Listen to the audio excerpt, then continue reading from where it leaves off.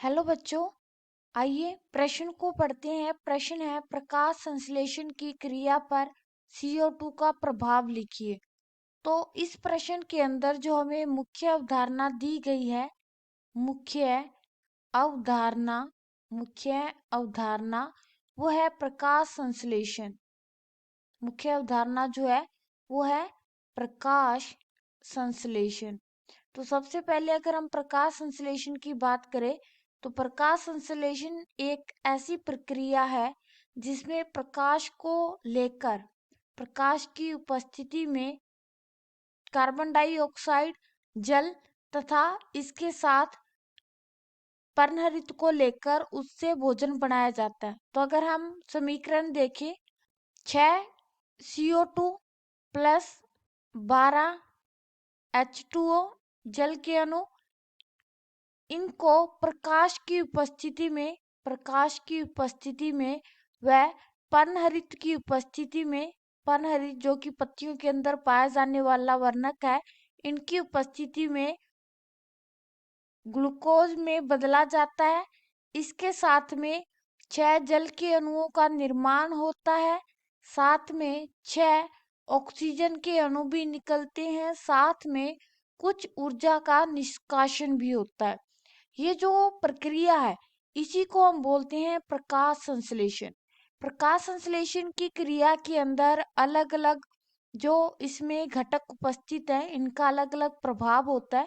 तो अगर हम कार्बन डाइऑक्साइड के प्रभाव की बात करें तो जब शुरू के अंदर कार्बन डाइऑक्साइड की मात्रा कम होती है तो उस टाइम अगर हम कार्बन डाइऑक्साइड की मात्रा को बढ़ाते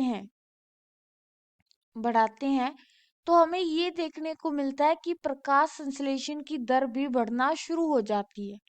जो प्रकाश संश्लेषण की दर है, प्रकाश संश्लेषण की दर वो भी बढ़ना शुरू हो जाती है।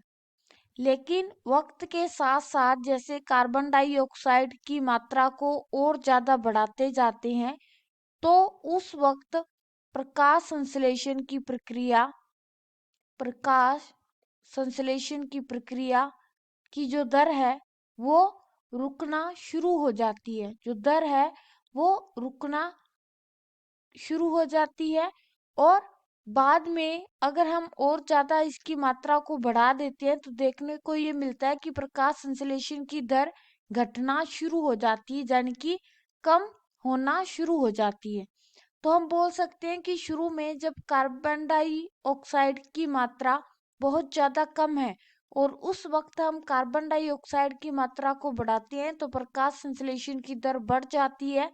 लेकिन कार्बन डाइऑक्साइड की मात्रा सही है और फिर भी हम कार्बन डाइऑक्साइड की मात्रा को बढ़ाते जा रहे हैं तो देखने को ये मिलेगा कि प्रकाश संश्लेषण की दर या तो रुक जाती है या घटना शुरू हो जाती है। आशा है कि मुख्य अवधारणा के आधार पर आपको यह प्रश्न समझ में आया होगा। धन्यवाद।